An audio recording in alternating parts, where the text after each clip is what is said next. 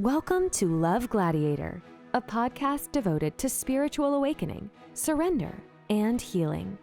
If you are currently in a deep transformational process or experiencing a spiritual awakening, you are at the right place. Get ready to meet transformational teachers who will share their extraordinary journeys in surrendering to their soul's mission to become the medicine and mentor they are today. Now, here's your host, transformational guide and business coach, David Vox.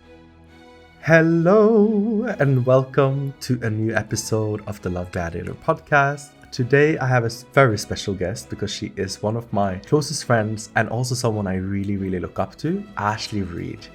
I like to call her the spiritual virgin. And I got to meet Ashley when she was still a former executive at Amazon and she was planning her great escape from corporate America.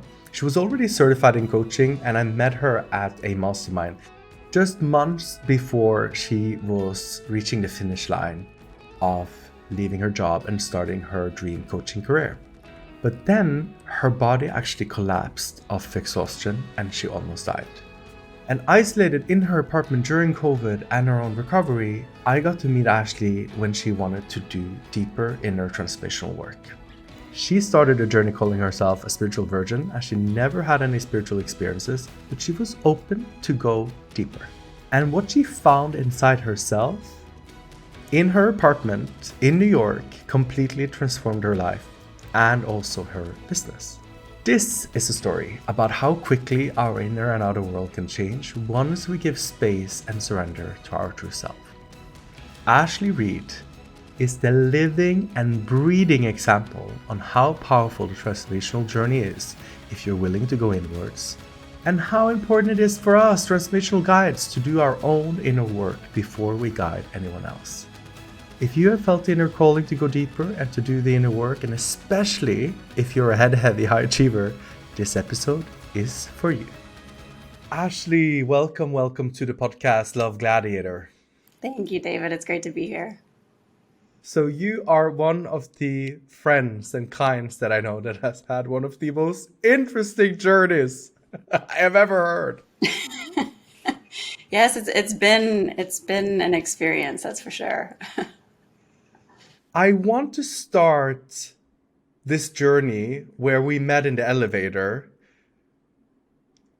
and just a few months later, you almost passed away. Can you tell me from the top there what happened? Yeah, it's pretty intense. So we met at an event, a coaching event together in October of 2019. And it was kind of funny. I was at a time in my life where I was building everything to leave corporate, but I still had this really big executive corporate job that was very time consuming, building things on the side, and I was just exhausted. So I was excited. I was getting my coaching certification. I was excited to be at a coaching event, but you get there and it's very intense. There's a lot of energy, a lot of people that are trying to engage and connect, obviously, because that's what you're supposed to do. And I was in a place of burnout already, so I was hiding a little bit.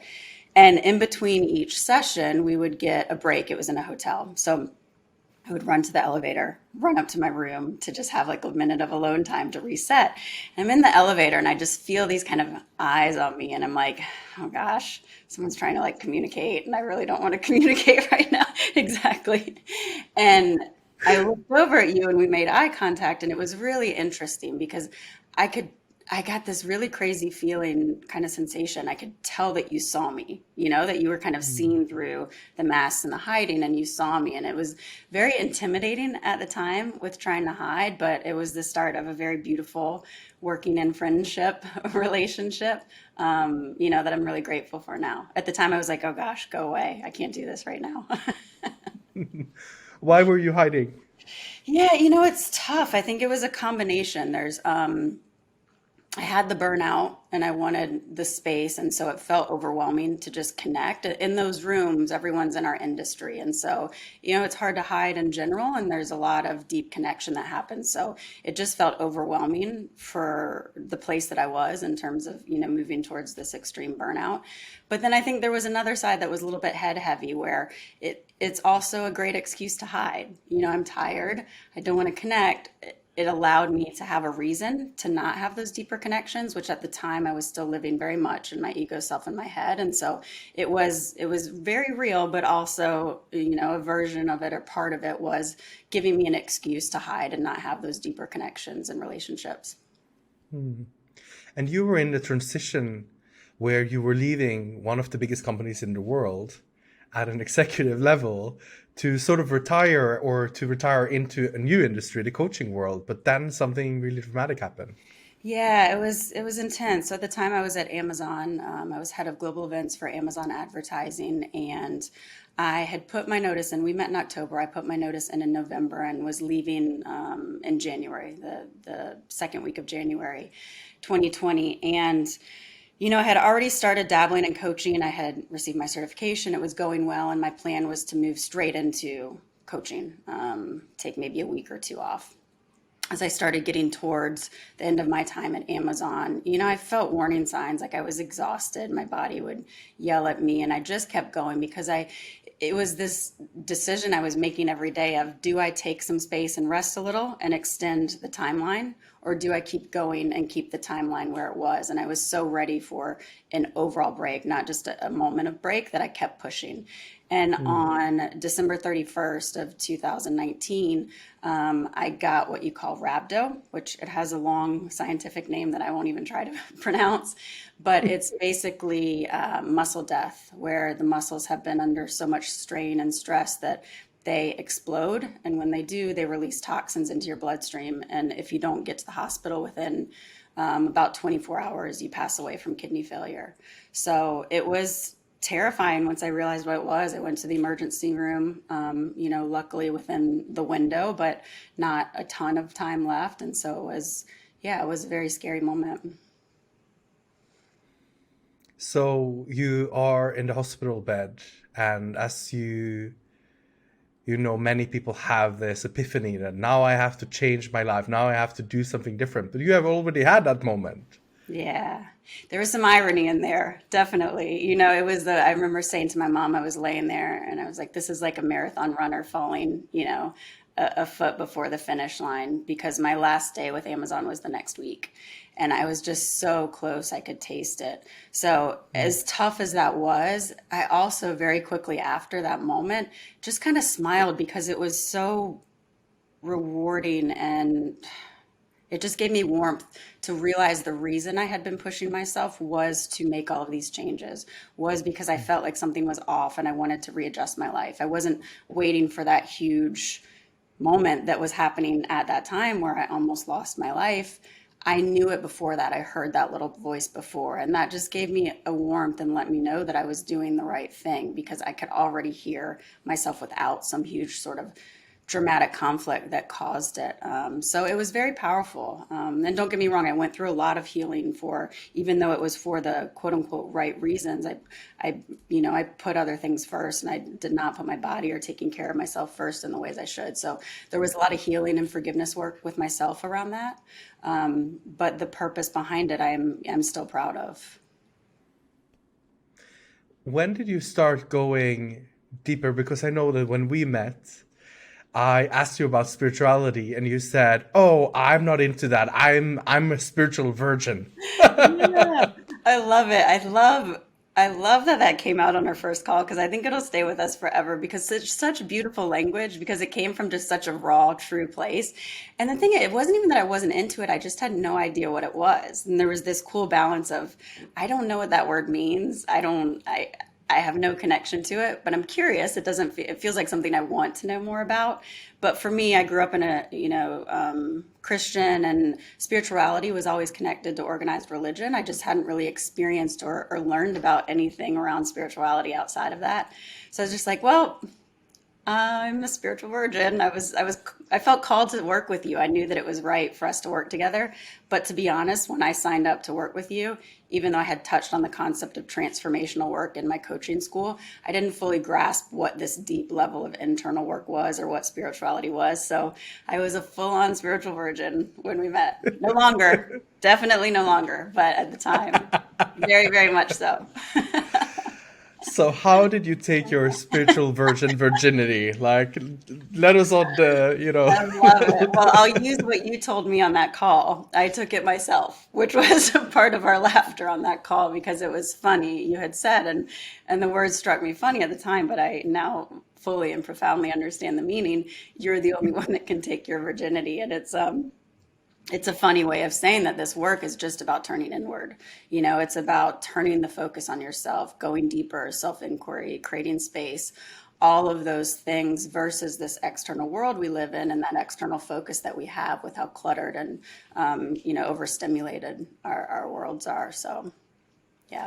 How was your journey? Because I know doing medicine work, and this was not medicine work. This was you sitting in your apartment doing self-inquiry, meditating, and coaching once a week.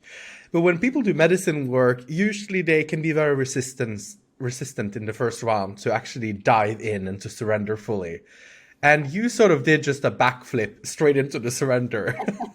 Tell us a little bit about your process. Yeah, it's interesting because if now I see surrender as a superpower, but if someone would have said that to me, I think you hinted at it at the beginning, and the resistance I felt towards it was ridiculous because I was always living in such a place of control at the time. So the thought of surrender, I couldn't even understand what that word meant. So it was very interesting to me, but I think what happened is my same reason I was pulled to the work without fully understanding it in my head, my true self, my intuition fully understood it or had awareness around it. Same concept of, it felt right to surrender into these things versus resist them. It felt right to fall into the challenging emotion and feel it and then let it release. I trusted something deeper that I didn't fully understand that was leading me. And I think it's that trust and surrender that go hand in hand and just take you on that path deeper and deeper. Because resistance really, I think the other thing that's really beautiful about resistance is like this big red blinking arrow pointing to wherever you really do need to sit and go deeper and release. And so it became, don't get me wrong, in the beginning it was challenging because you deal with a lot of emotion that you've stored or things that, you've kind of pushed away. But as resistance starts to show up and you get more comfortable with surrender, you say, okay, thank you. This is pointing to where I need to heal more, to where I need to create more awareness. So it becomes a really beautiful tool if you can see it like that versus something that's considered challenging or frustrating. And in your process with surrender, what changed or what transformed internally? Because you were suddenly no longer a spiritual virgin. You had met your true self, but also you had had spiritual experiences. I did have spiritual experiences, and it's really interesting because that was the side, and we actually didn't speak about any of that before. I really appreciate how you helped me move through this process as a guide. And I chose at the beginning of the process to not Google anything. So as I was experiencing things, I just wanted to get out of my head and just experience them. So I had no idea that along this path I would be, having encounters with spirits, or I call them my friends. Yes. Each thing was this really cool moment of sort of surprise that, again, you just surrender into that experience versus fighting it or trying to Google and read and understand what it is, because the mind can never understand this work. It's too deep and beautiful for the mind to comprehend. So during deep meditation, I started with the Ananda Mandala meditation, which is a deep breathwork meditation to clear the chakras. And I worked with you on that. I did 40 days in a row. And during that meditation, you're clearing so much. There's so much energy and emotion moving. And that's when I started, for the first time I saw, or I felt more these friends around me kind of supporting me and helping me. And it was really strange at first. I was like, what is happening? As you would, as a spiritual virgin. But again, you settle into this voice down here, not this voice. And you breathe into it and you see what happens and trust it. It's so beautiful because a lot of people, they think that they have to go to the jungle or go to a spiritual guru or go to this and that to be able to have spiritual encounters, to be able to meet your true self, to be able to be liberated. But you did it from this apartment in New York by yourself. Yeah, it's beautiful. I think all of those medicines you just spoke about are really beautiful medicines. We are all Mm. different people. We all have different medicines that we're connected to and that are our path. I Mm. think for me, I love that my path was self-inquiry. It was myself. It was giving my consciousness space to use its power to heal me and move through this process. And it was in my apartment by myself.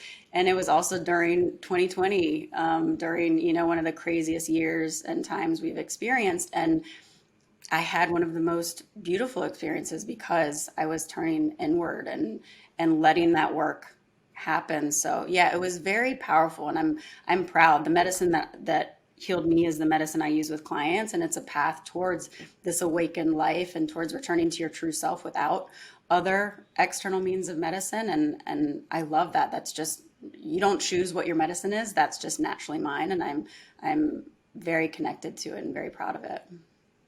Without a doubt, because you gave yourself the medicine in such a big dose that you became the medicine. I did, yeah, very much so. You become and kind of embodied through that experience of what your medicine is, and yeah, it's been a beautiful thing to live. So, who do you feel you have found now? Like, what did you actually receive from this experience?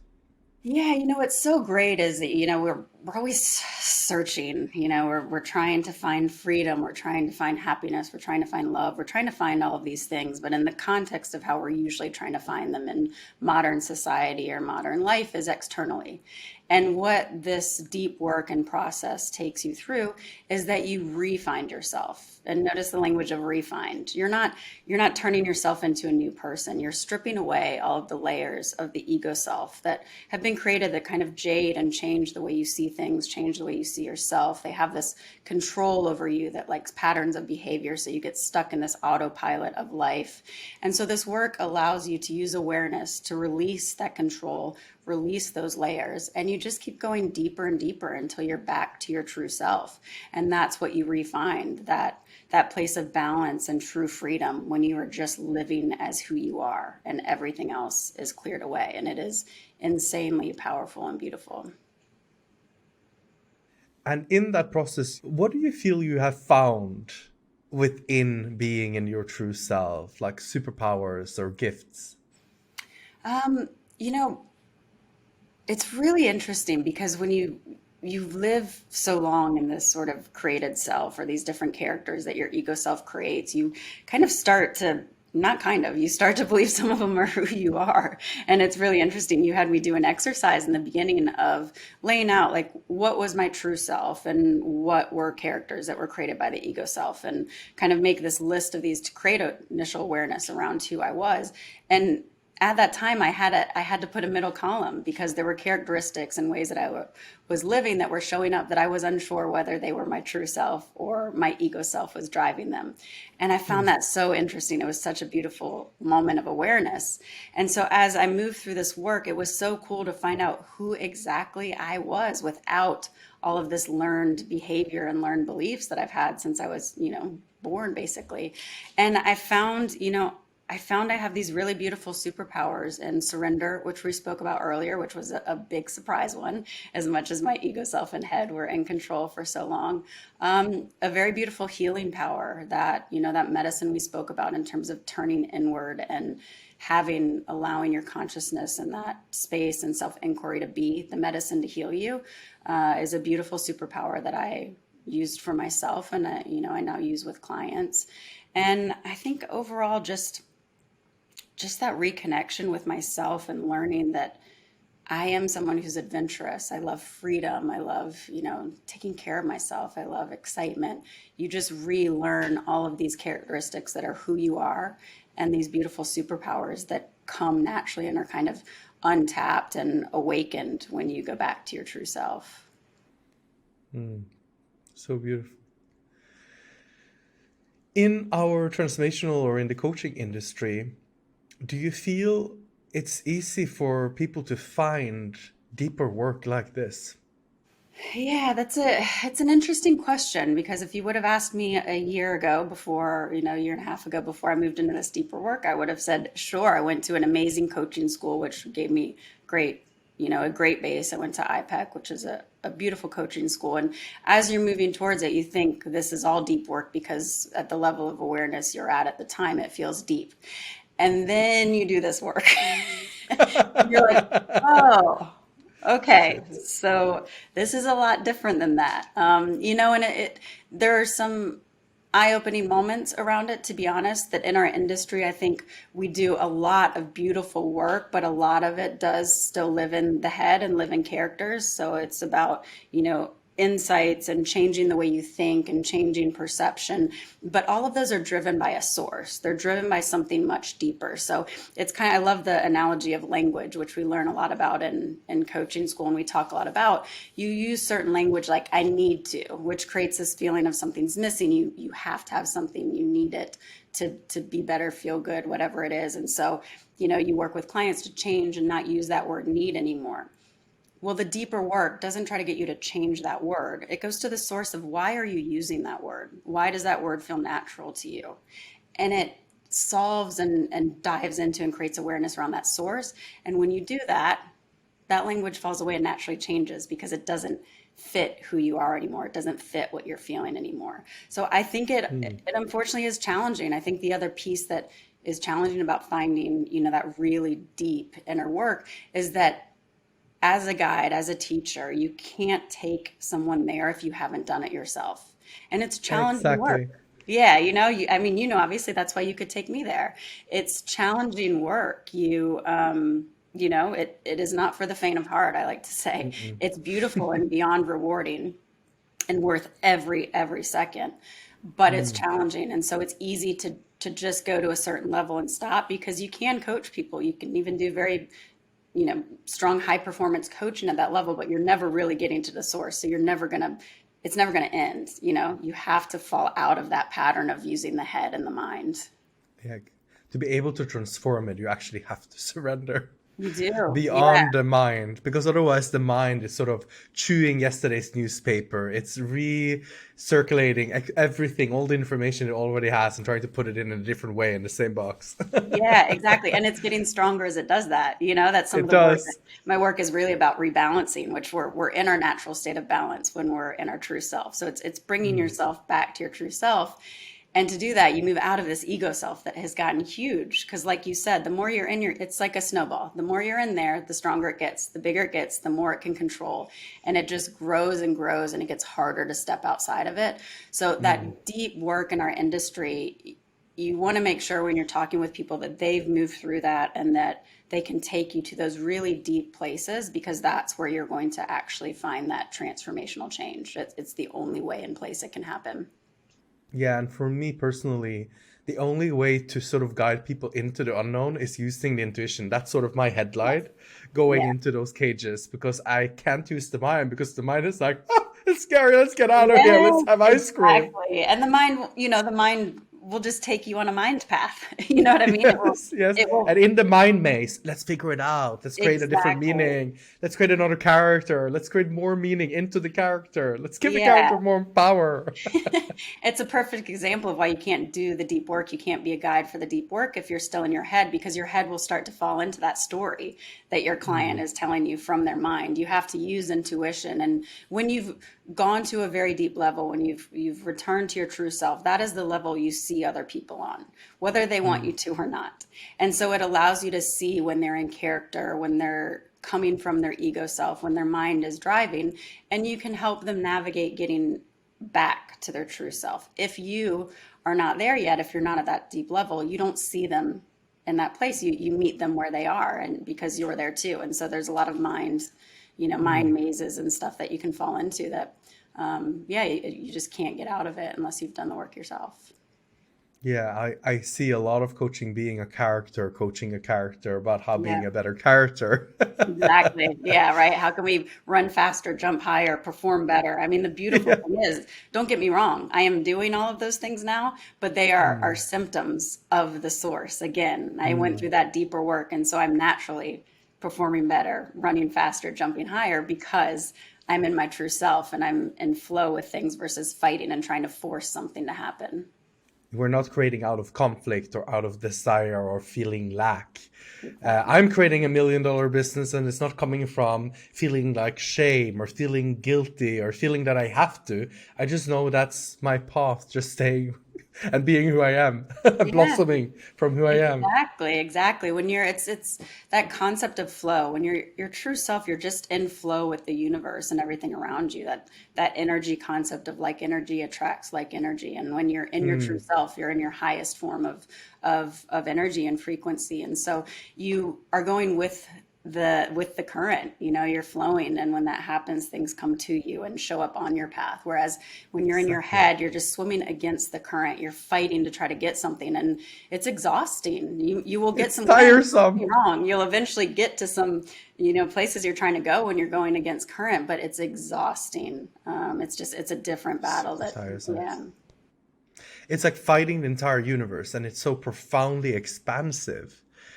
And it transforms energy all the time. And it's like trying to hold on to the entire universe, say, stay like this because I am going to get something out of it that I want. Yeah, that's exactly it. And it's so tiring. I say it's like having a medium grade fever. You eventually burn out. I'm a perfect example of that, right? You eventually can't Mm. sustain that fight against everything. No matter how much success you have, success isn't going to save you from this work You and this process. you had a lot of success in your life. Going into this process, because I always say that transformation is something that you can't change. It's not change. It's like you can't believe in Santa Claus again. That doesn't work. So when you go to the core of something and it transforms, you can never go back to that shape. You can't live in that pod anymore. Right. What were some of the Santa Claus moments that you had? Yeah, it's an interesting one because you move through them every day, as you reintegrate you go through these really profound, deep changes as you're returning to your true self, and you're kind of seeing yourself, everything around you for what it is. And then you've changed so much and you reintegrate into the world that and it has not changed. And it's interesting. I mean, you notice it in almost every way, all in great ways, but it takes some time to adjust. Like foods that I used to love, I don't like anymore, because they were driven by something different. Like I would want something because I was emotionally eating and it helped, it felt good to escape or use it that way. Now I just crave things that are really good for my body because that feels right. So everything, some relationships and friendships change a little bit because you're in a different place and you might not connect in the same way. But those are all really beautiful things. They're changing because it's time for you to rid yourself of things that don't serve you anymore and allow space for the things that do as you've gone deeper and done this work. So it's all just part of the evolution. It's really interesting. I remember one time with you, and I hope it's okay bringing it up. Yeah, I'm opening up now. I remember because sometimes we really fight for the limitation and we go through transformation and we're like, but where did that thing that I believed my entire life, where did it go? And we're trying to find it. And I remember you talking about one of those moments and running to the mirror and trying to take off your clothes to try to find judgment about yourself. It's like, it can't all be gone. Yeah, that is a real, I mean, I've had many of those moments and they're so bizarre. They're like we were talking about this work because your head can't understand it and you should not try to understand it. That word understand should be no part of the vocabulary of this work. You create awareness at a deeper level around things, but not an understanding. The one you're speaking about was about my body. I mean, as a woman, I've judged my body in ways that I didn't even know I was judging my body. And I knew a lot of them, it was just very hard on myself at all times. And there became this moment where I just felt truly unconditionally in love with myself. Like everything about me, I get warm and tingles when I say it because it's still so true.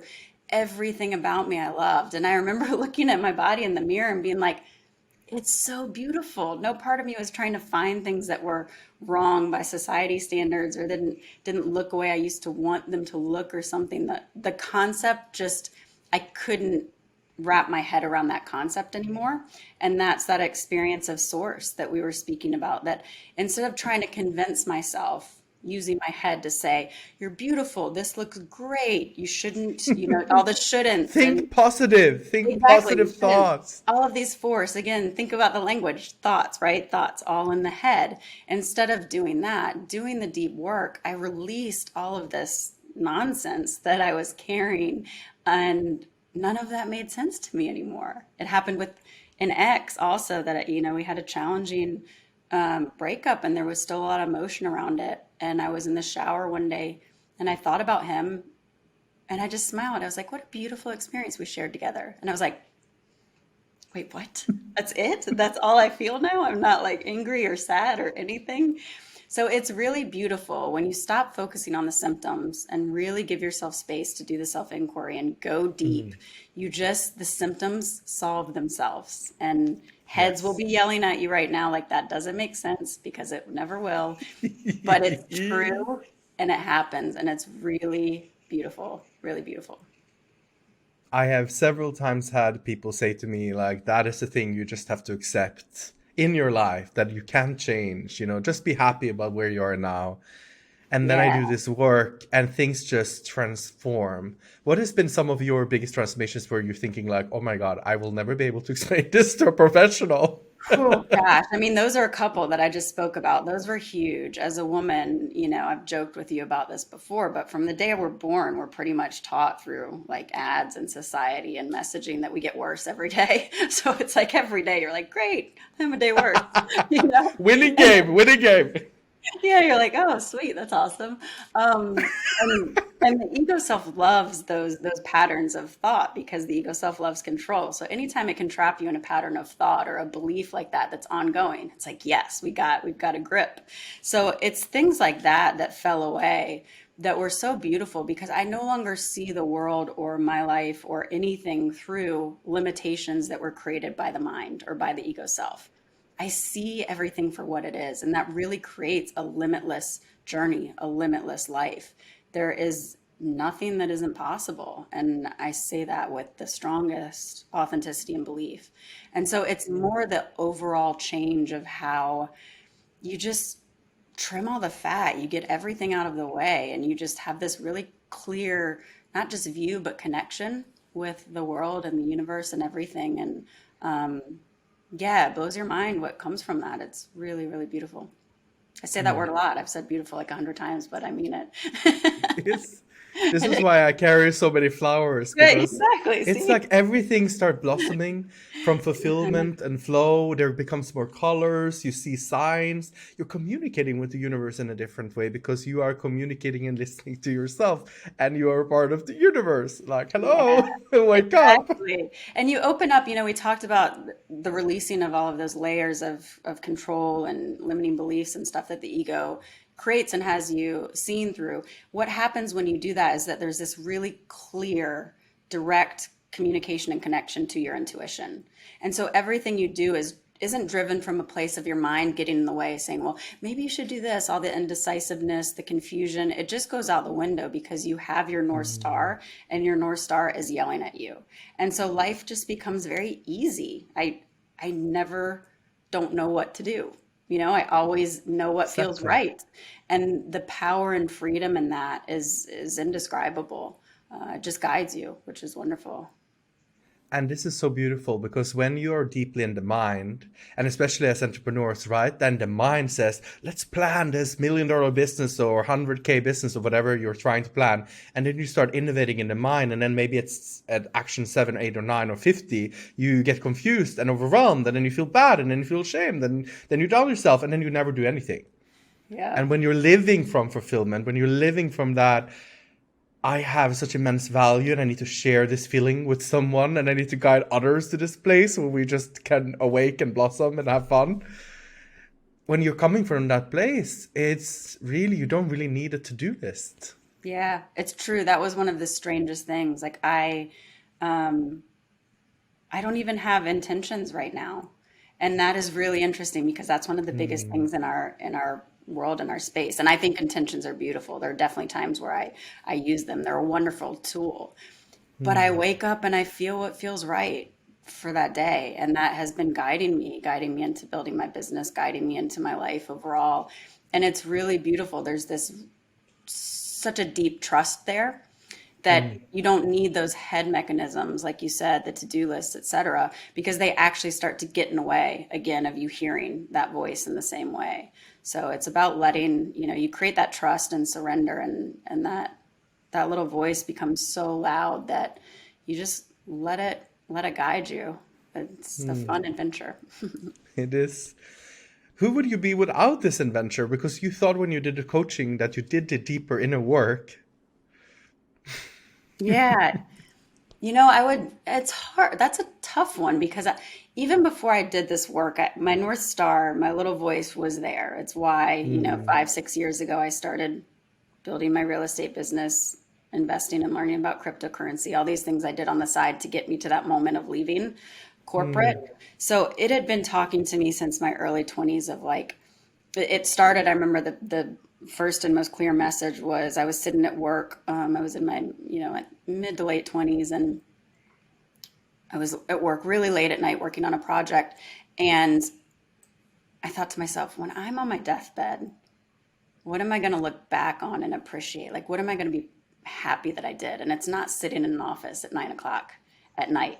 And so there were these messages throughout my life that were kind of pointing me in that direction. So it's hard to say what I would be if I hadn't done this work, because I was slowly, obviously I did the most profound and experienced the full awakening, when I did, but there were a lot of stepping stones. It's kind of that process of awareness and release that happens throughout your life, where you have awareness, you go a little bit deeper, then you have awareness around that, you go a little bit deeper.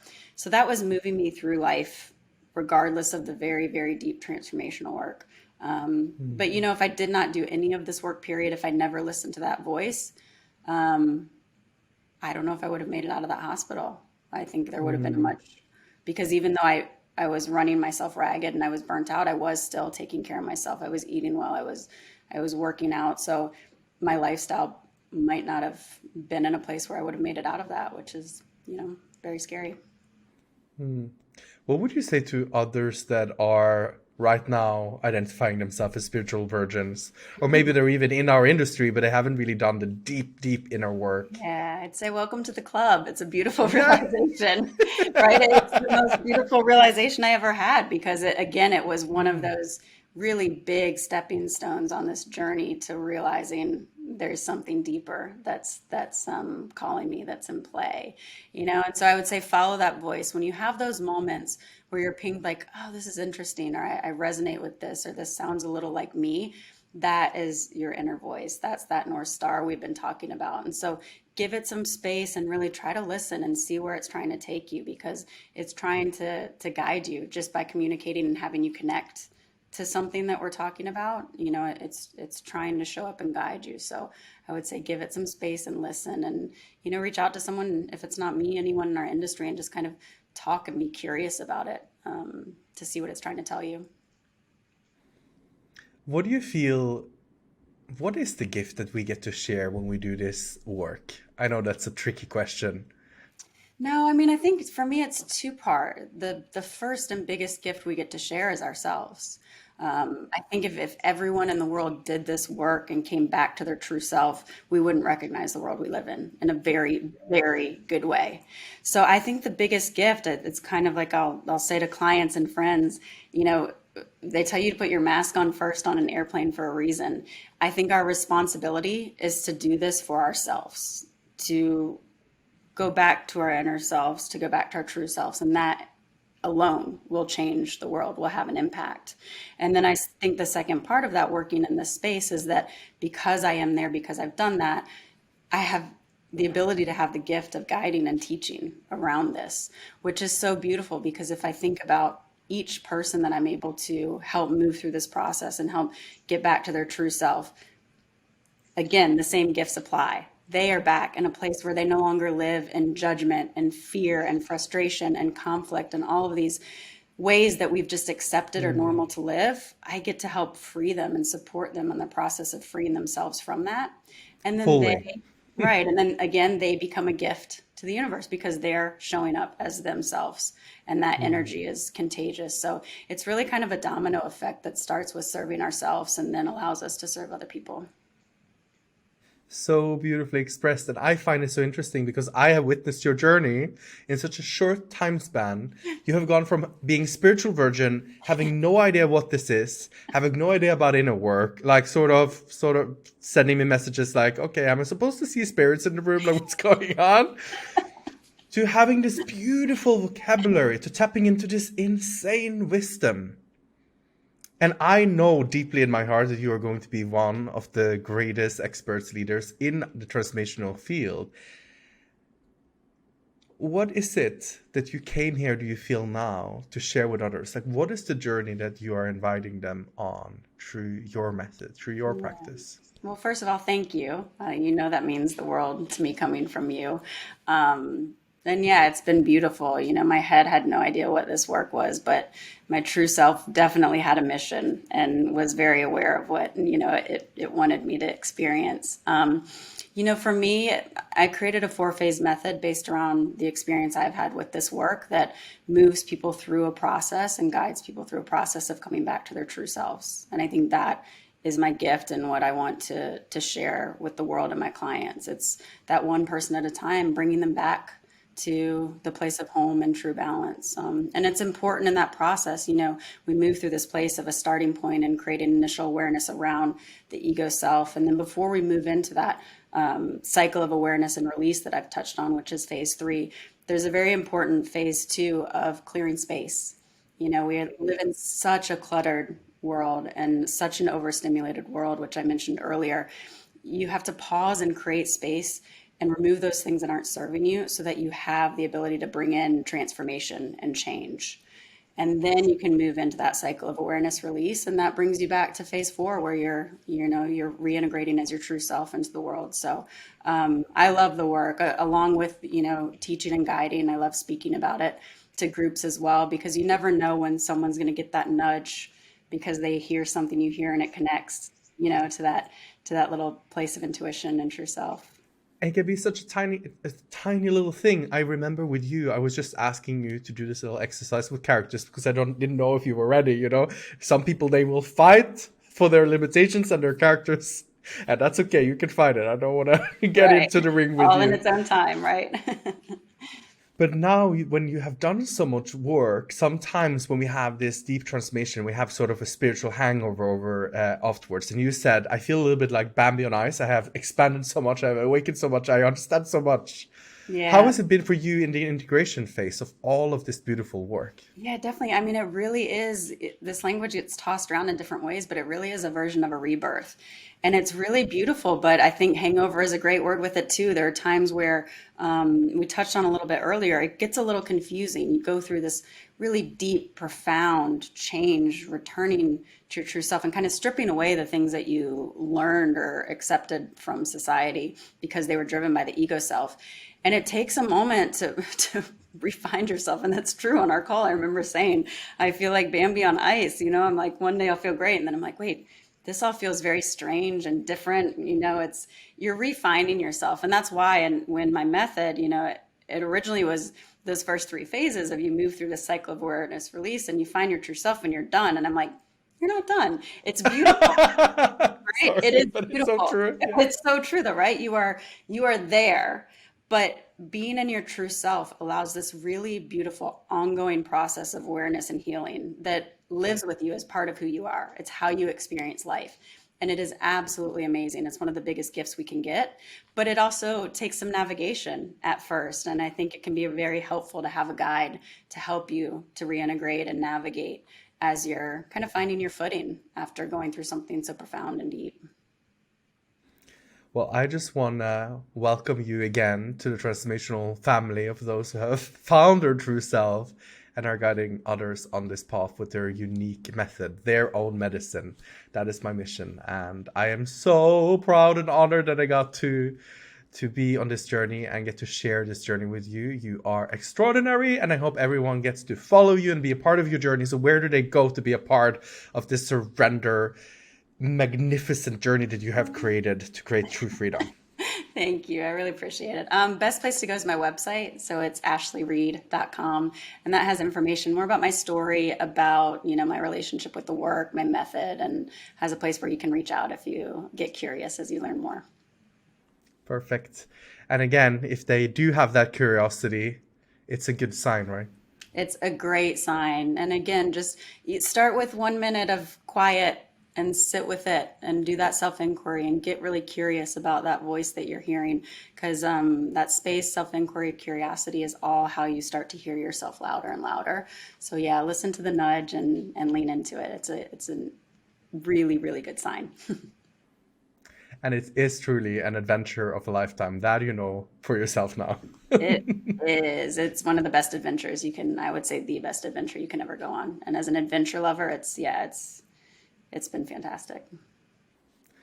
So much gratitude for having you here, sharing your story for the first time in public also. The rebirthed Bambi you and the teacher you. Yes, thank you. Feels great. The officially spiritual virgin will be a term now after this, and I love it. I own it. It shows you can move from that place of spiritual virginity to, very deep, profound place of inner work quickly. It's beautiful. And also so immense wisdom. It's just an honor to just hear you share about these very complex manners in such a subtle, easy, and sophisticated way. So thank you, Ashley, for letting us be a part of your universe. Thank you, David. I really appreciate it. Thank you so much for listening to the Love Gladiator podcast. And if you want more information about Ashley Reed, then please check out the links in the show notes or visit ashleyreed.com. Spiritual Virgin is also on Instagram, so feel free to give a shout out or a little comment if you heard this episode and got inspired. And remember to tag our podcast or use hashtag #LoveGladiator. We would love for more people to get to know these amazing transformational teachers. So if you would like to share a written review on the platform you're listening to right now, or with your friends, even better, it means the world to us. And if you need some Love Gladiator training yourself, your first assignment is waiting for you at lovegladiator.com. My name is David Vox, and I'm the business coach for many extraordinary transformational coaches, teachers, and healers. And I'm here to guide them to do the inner work and create the global impact they came to bring with their medicine, their mission, and their movement. So if you're in my industry, please visit David Vox and join our tribe. Thank you for listening, Love Gladiator, and see you next week.